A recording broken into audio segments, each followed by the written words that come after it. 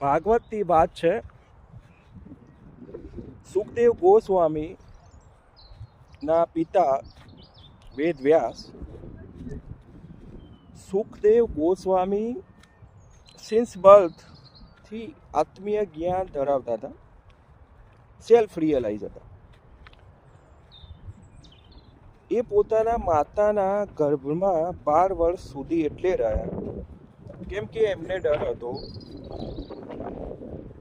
કે હું આ દુનિયામાં આવીશ,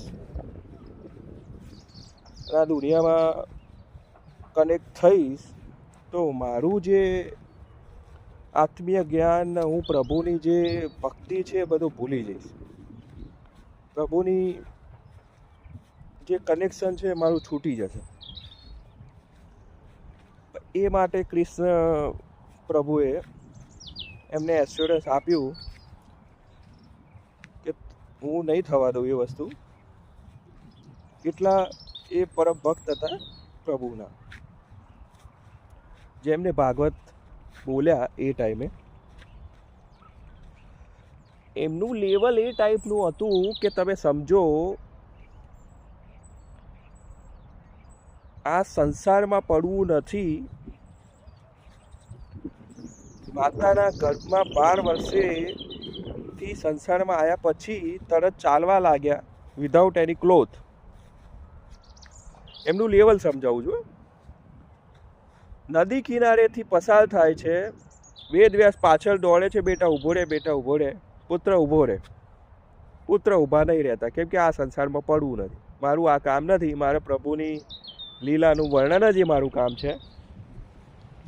ત્યાં એક નદી હોય છે, નદીમાં ઘણી કન્યાઓ સ્નાન કરતી હોય છે. ત્યાંથી પસાર થાય છે. પહેલા સુખદેવ ગોસ્વામી, પછી વેદ વ્યાસ પસાર થાય છે. વેદ વ્યાસ પસાર થાય ત્યારે કન્યાઓએ કપડાં ઢાંકી દીધા પોતાના શરીર ઉપર.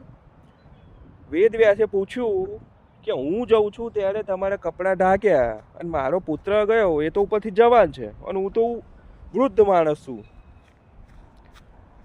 તો કે એ વસ્તુનો જવાબ અમારી જોડે નથી, પણ એમને જોઈને અમારું એવું માનવું કે એમનું કોઈ આમાં કોઈ ટાઈપનો ઇન્ટરેસ્ટ નહોતો, એવું અંદરથી જ થયું, તો અમે એ વસ્તુ ના કર્યું.